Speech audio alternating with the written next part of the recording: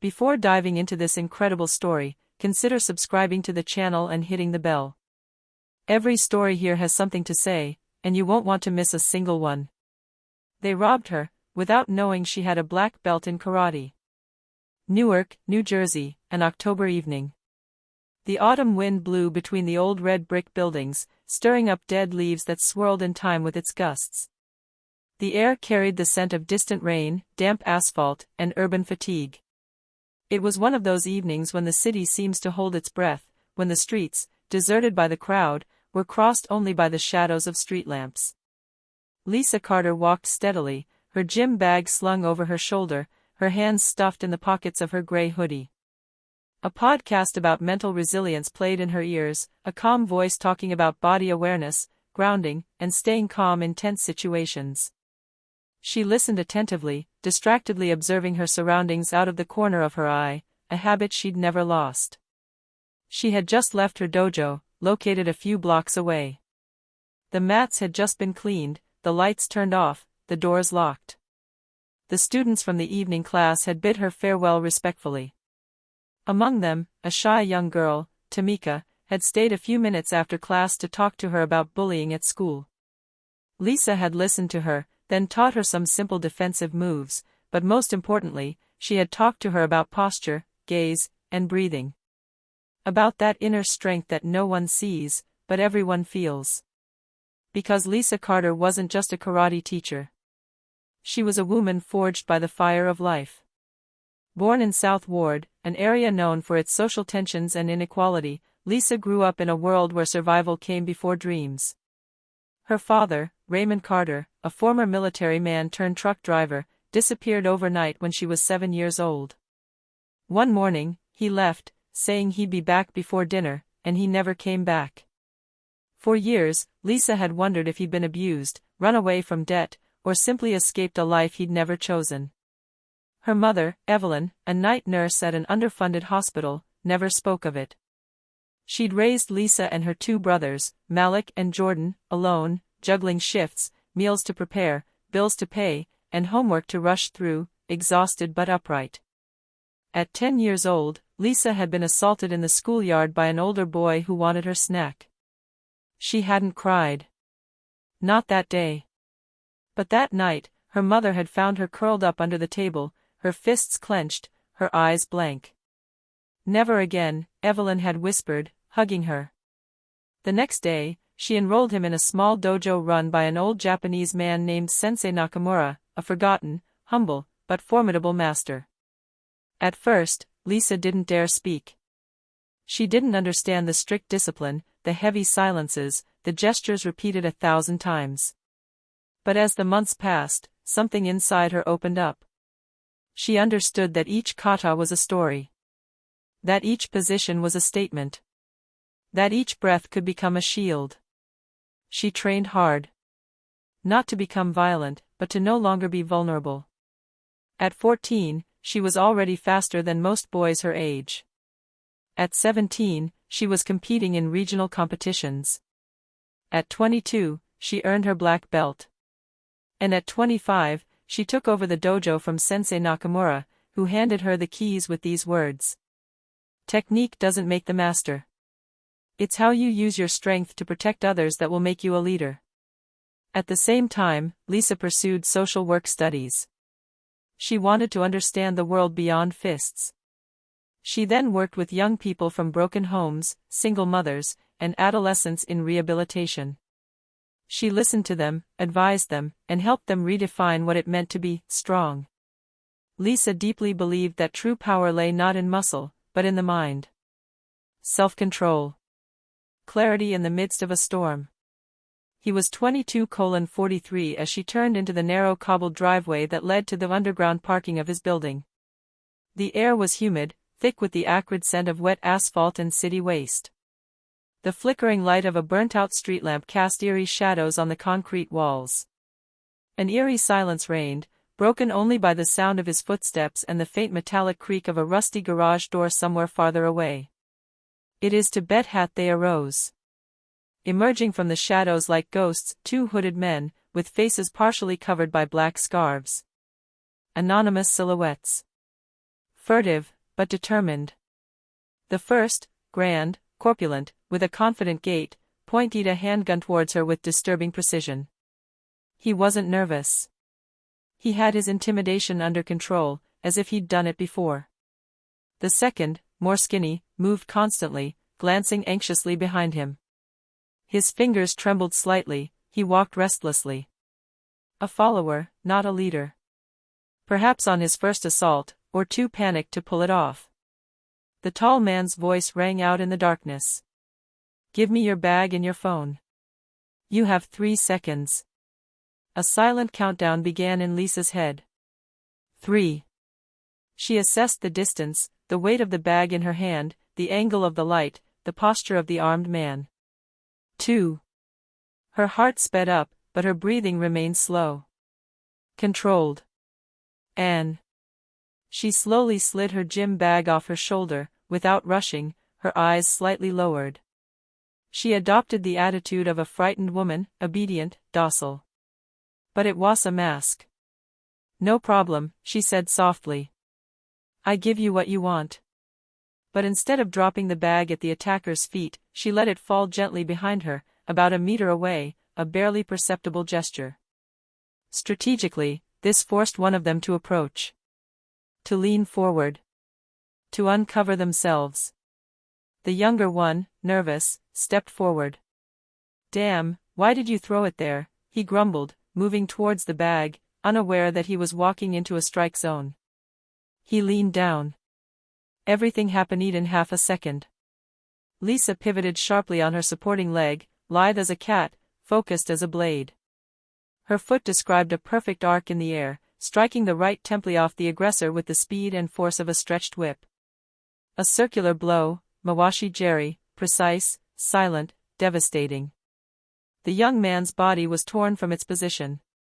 He collapsed heavily on the back, his head hitting the ground violently with a dull thud. His arms stiffened. He didn't move anymore. The second, stunned, pointed his weapon again, but too slowly. Lisa had already reduced the distance. Her hands were instruments of concentration and precision. She struck his wrist off a shudo uchi, a sharp blow with the outer edge of the hand. The weapon fell on the ground in a metallic clink.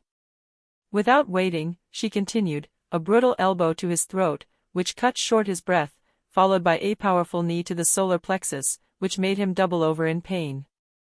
The man tried to sit up, panting, his eyes wide with shock. But Lisa stared at him coldly and, with a swift hook of her right fist, projects in the sun.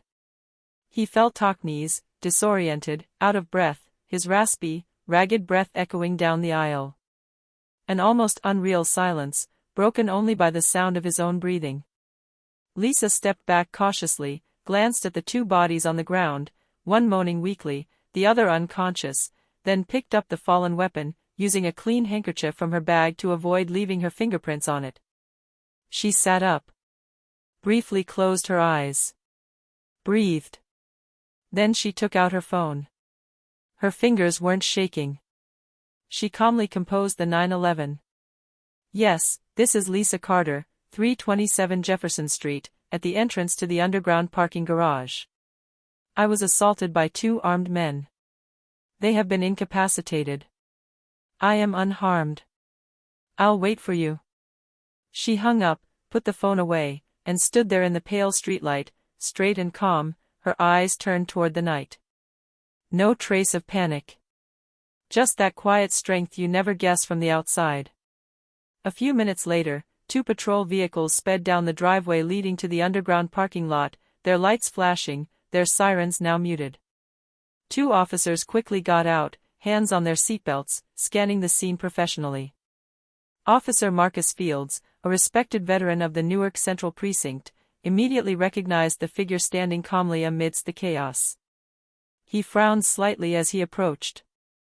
"Lisa Carter? Is everything okay?" he asked, his tone a mixture of surprise and concern. Lisa nodded silently, still slightly out of breath but perfectly in control. She carefully handed the uncocked weapon to one of the officers, then, with a simple jerk of her chin, indicated the 2 moaning attackers on the ground. "They tried to rob me. I just reacted."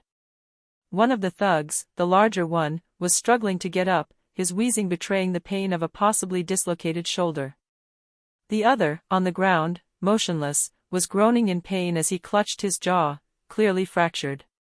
The officers quickly proceeded with their arrest, calling an ambulance to assess the suspect's condition. Lisa, for her part, answered all questions calmly. She never raised her voice. There was no triumph in her words. Just the facts. The police report was unequivocal: self-defense. No hesitation. But what no one there knew yet was that a small electronics repair shop just around the corner had recently installed a high-definition security camera aimed precisely at the parking lot entrance. And that night, it had recorded everything, from the two men's sudden appearance to Lisa Carter's impressive poise. The next morning, the store owner, a Mr. Arturo Valles, came across the footage while checking his recordings after hearing the sirens the day before. Stunned, then filled with admiration, he sent the video to a local journalist he knew, Samantha Hill, a committed columnist for the community channel NBN News Newark. The video was released online in the afternoon. In less than 24 hours, it had exceeded 12 million views. Social media went wild. This woman is a role model.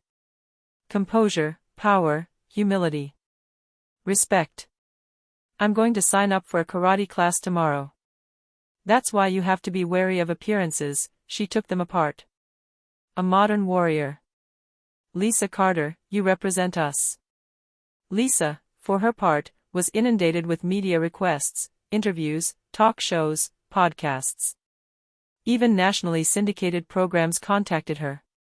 But true to her nature, she politely declined most of these offers. However, she accepted an invitation from journalist Samantha Hill for a sober program, broadcast on the local community channel. In a modest room, surrounded by shelves of books and green plants, Lisa spoke publicly for the first time. I didn't act to become a hero. I acted because I was ready. My martial arts teacher always told me, prepare yourself for the day you hope you never have to use what you know. That day came. And I was ready. She paused, then added gravely. I don't want women to live in fear. I want them to know they have power. Not to attack. But to choose. Choose to stand up for yourself. Choose to walk tall. Choose to say, not today. At the end of the broadcast, a local women's empowerment foundation announced the creation of a free urban self-defense program, funded by spontaneous donations following the video. Lisa agreed to teach there voluntarily once a week. And in this modestly decorated neighborhood dojo, every Tuesday evening, she met women from all walks of life, mothers, students, older women, teenagers. All came to learn not only techniques, but also a posture. A confidence. An inner strength. Lisa Carter, a black belt in karate, had become much more than a fighter. She was a discreet but powerful symbol of a determined, grounded, silent, and formidable feminine resilience. A few months later, carried by the momentum of her story, which had become a symbol of resilience, Lisa launched a free self-defense program aimed at women victims of domestic violence, young girls living in disadvantaged neighborhoods, and more broadly at anyone who wanted to learn how to protect themselves. His dojo, which was previously only a small, discreet training place, quickly transformed into a real refuge, a space for mutual support and sharing. The walls, once simply covered with photos of masters and black belts, were adorned with posters with inspiring slogans: force, respect, courage, self-confidence, the first line of defense. Every night, the place vibrated with a new energy. Lisa was no longer content to teach combat techniques, she was transmitting a much deeper message, that of discipline, of respect for oneself and others, and above all, of the self-confidence. Shy teenage girls, exhausted mothers, hesitant students, all came to the dojo with different stories, but the same need, to feel strong, capable, in control of their lives. As the weeks went by, Lisa saw their looks change, from fear to determination, from trembling hands to proud postures. Word of her program quickly spread throughout Newark. Schools, community centers, and local organizations called on her to organize workshops and conferences. Lisa became a key figure in the fight against violence against women, a voice of wisdom and action. Meanwhile, the two men who had attempted to rob her were identified as repeat offenders known to the police. At trial, their criminal records did not work in their favor. They were sentenced to several years in prison for attempted armed robbery. A few months after their incarceration, Lisa received an unexpected letter. It was from the younger of the two, the one she had incapacitated with a precise blow to the temple. In his clumsy but sincere words, he expressed his shame and regret. He asked her forgiveness, acknowledging for the first time the gravity of his actions and his fatal error in choosing his victim. Lisa took time to think before replying. True to her principles of humanity and rehabilitation, she wrote to him with dignity and firmness. Everyone deserves a second chance. But know this, your victim wasn't weak. She was ready. She chose to fight back, not to be broken. May your awakening be the beginning of real change. What few knew was that Lisa Carter wasn't just a woman walking alone in the night.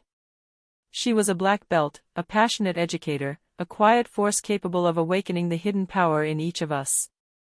And above all, Ashadao warrior, a silent heroine that no one should ever have underestimated. Through her, an entire community learned to get back on its feet, to arm itself with courage and to regain confidence in the future.